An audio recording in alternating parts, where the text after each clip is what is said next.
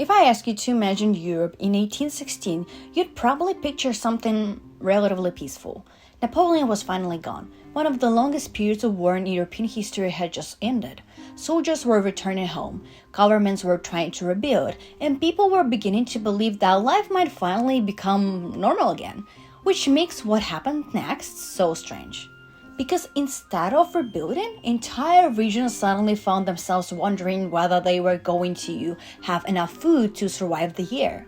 Not because another army invaded, not because of a bloc, not because a government collapsed, because summer never really arrived. And I know that sounds like one of those dramatic history titles that falls apart the second you look into it. Summer obviously happened. The calendar still said June, July came after it, nobody literally skipped 3 months. The problem was that the seasons stopped behaving the way people expected them to. Spring arrived late. Rain continued for weeks. Temperatures dropped when they should have been rising. In some places, frost returned after crops had been already planted, and nobody had the slightest idea why. That's probably the strangest part of this story. Today, if something unusual starts happening with the weather, within minutes there are satellite images, forecasts, expert explanations, live maps, and thousands of people online pretending they understand atmospheric science. People in 1816 had none of that. All they had was whatever they could see with their own eyes. A farmer in Switzerland saw rain that refused to stop. A family in New England woke up to snow in June. Priests gave sermons trying to explain what God was saying, and none of them could possibly know that they were experiencing different parts of the same event. Welcome, I'm Angelina, and the beginning of that story wasn't in Europe. It hadn't even happened in the same year. It began almost 12,000 kilometers away, on an island most of the people suffering through 1816 had never even heard of.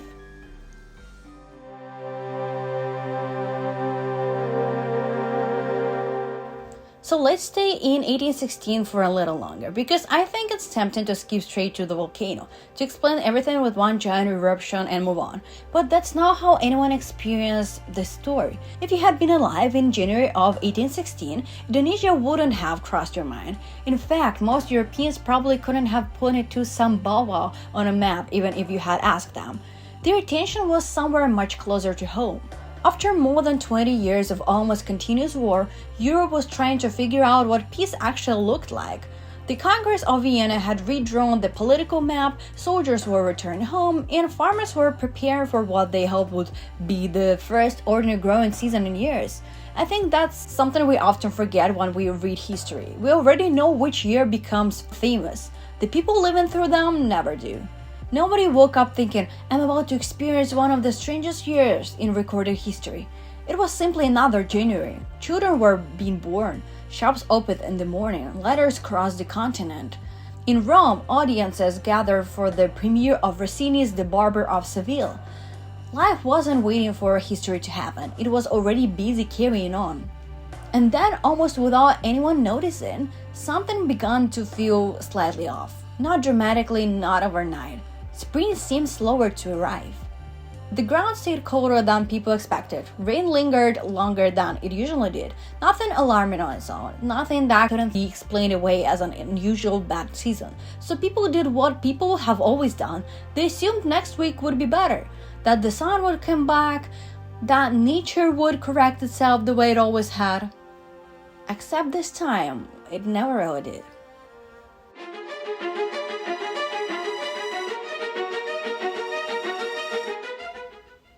At first, people assumed they were simply having an unusual bad spring, and honestly that wasn't an unreasonable conclusion. Weather had always been unpredictable. Every farmer expected the occasional frost or a season with too much rain. Bad years happened. But this didn't behave like a bad year, it behaved like something much larger. Across parts of Europe, the rain simply refused to stop. In some regions, records mentioned well over 100 rainy days between April and September. Imagine trying to dry hay, harvest grain, or simply work outside when every few days the sky opens up again. Then came reports that made even less sense. On June 6th, snow fell in Albany, New York. The same week, snow was reported in Maine. In Cape May, New Jersey, frost returned for 5 consecutive nights. In late June, not April, late June. Imagine being a farmer. You wait weeks for the ground to warm. Eventually you decide it's finally safe to plant.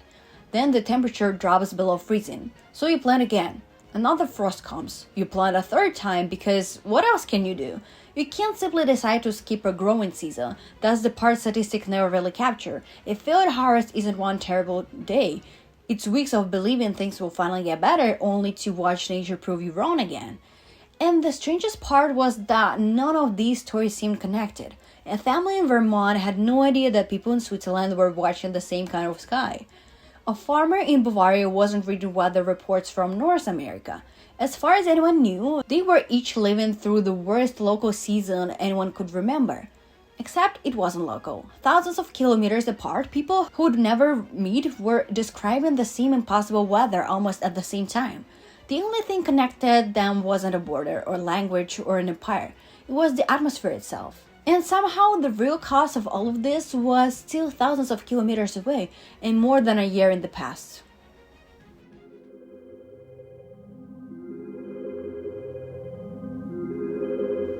More than 11,000 kilometers away from London stood an island that most people in Europe had never heard of, Sumbawa. History has a strange habit of working like this. We tend to imagine that world-changing events begin in capitals, in London, Paris, Beijing, Washington. But sometimes history changes course in places that barely exist in anyone else's imagination. In 1815, life on Sumbawa looked much the same as it had for generations. Villages lined the coastline, rice fields covered the valleys, fishermen left before sunrise, children grew up in the shadow of a mountain that had always been there, Mount Tambora. Before 1815, it stood more than 4,300 meters above the sea level. Today, it's almost a kilometer and a half shorter. You don't lose that much of a mountain without something extraordinary happening. For months, people had noticed that it seemed restless. Small earthquakes became more frequent. Occasional columns of smoke rose above the summit. Deep rumbles echoed through the ground, but volcanoes can behave like that for weeks, sometimes even years, without producing a catastrophic eruption. So life went on. Then, on the evening of April 5th, everything changed. A massive explosion rolled across the sea. British officers stationed hundreds of kilometers away immediately assuming they were hearing cannon fire. Ships were prepared, troops were put on alert. After decades of war still was the explanation that made the most sense. For the next 5 days, the mountain continued to rumble. Then, on the evening of April 10th, Tambora erupted with a force that remains one of the most powerful volcanic eruptions in recorded human history. Witnesses describe flames shooting into the sky. Ash fell so heavily that entire villages disappeared into darkness in the middle of the day. Forests were flattened. Tsunamis crashed into nearby coastlines. By the time the eruption finally subsided, thousands of people were already dead. Many more would die in the weeks that followed as crops, livestock, and clean water disappeared beneath ash. If something like that happened today, it would dominate every news channel on Earth. In 1815, most of the world never even knew it had happened. To almost everyone outside Indonesia, it was an event that came and went without ever existing. Except, it hadn't gone anywhere. The mountain had fallen silent. Its consequences hadn't.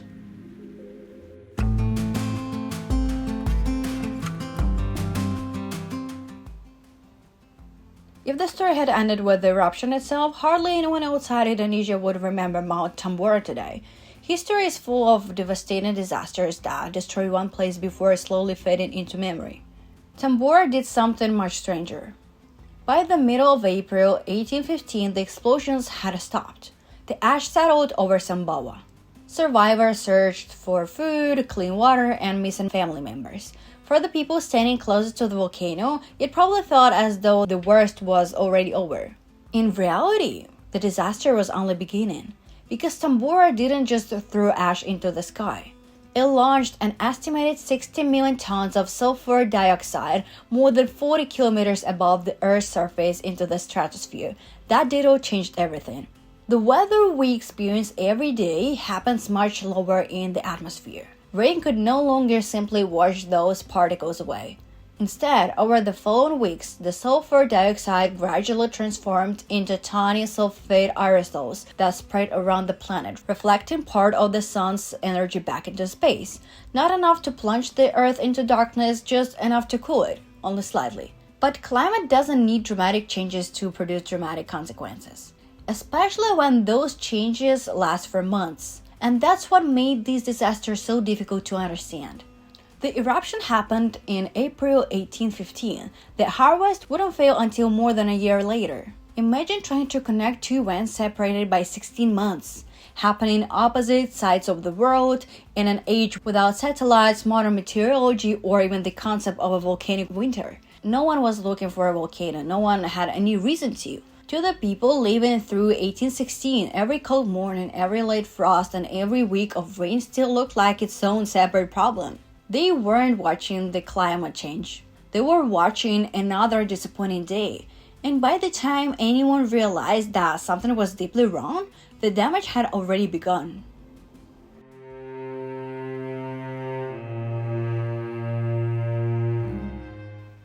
Understanding what happened in the atmosphere is one thing.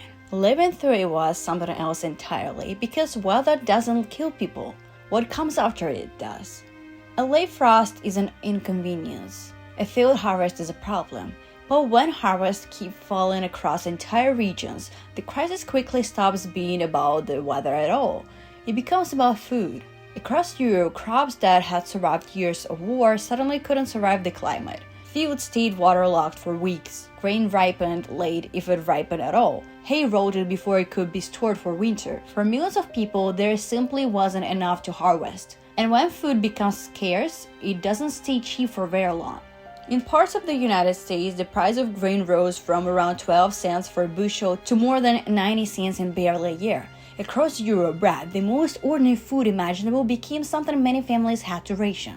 Some mixed flour with oats, potatoes, or whatever else they could find just to make it last a little longer. Others slaughtered livestock months earlier than planned because there wasn't enough hay to keep the animals alive through another winter. It solved one problem, only to create another. Fewer animals meant less milk, less manure for the fields, less range to block next year's harvest. The crisis wasn't ending, it was feeding itself. And as food disappeared, so did people's patience. Markets became places of anger instead of trade. Food riots broke out across parts of Europe as desperate crowds accused merchants of hiding grain or raising prices on purpose. Because when the real cause of a disaster is invisible, people almost always look for someone visible to blame: a neighbor, a merchant, a government, anyone except a volcano on an island they had never heard of. For many people, 1816 wasn't remembered as the year without a summer. It was remembered as the year survival stopped feeling guaranteed.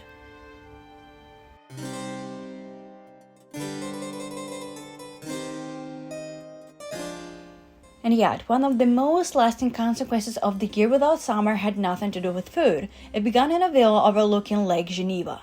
In the summer of 1816, Lord Byron had rented a house on the shore of the lake. Staying nearby were Percy Bysshe Shelley, his 18-year-old partner Mary Goodwin, and Byron's physician John Polidori. They had come expecting long walks, boat rides, and warm summer evenings. Instead, it rained, day after day. The sky stayed dark. The air remained unusually cold. Much of the time, they found themselves trapped indoors with little to do except talk, read, and tell each other ghost stories. Eventually, Byron proposed a challenge. Each person should write their own supernatural tale. At first, Mary couldn't think of anything. Then, one night, after hours of conversation about life, death, and the possibility of reanimation matter through electricity, she had what she later described as a walking dream. A scientist standing beside the creature he had brought to life. That idea would eventually become a Frankenstein, often called the first true science fiction novel. The same gathering produced something else that would shape popular culture for centuries: John Polidori's The Vampire. Long before Dracula, it transformed the vampire from a grotesque monster of folklore into the mysterious, aristocratic figure that still appears in books, films, and television today. Of course, it would be wrong to say that Tambora created Frankenstein. Mary Shelley was an extraordinary writer regardless of the weather, but it's difficult not to wonder whether those stories would have taken the same shape if the summer of 1816 had been filled with sunshine instead of endless rain. History rarely changes through a single dramatic moment. More often, it nudges people onto different paths without them ever realizing why. A volcano erupts in Indonesia. A summer disappears in Europe. And somewhere in Switzerland, a young writer begins imagining one of the most famous monsters in literary history.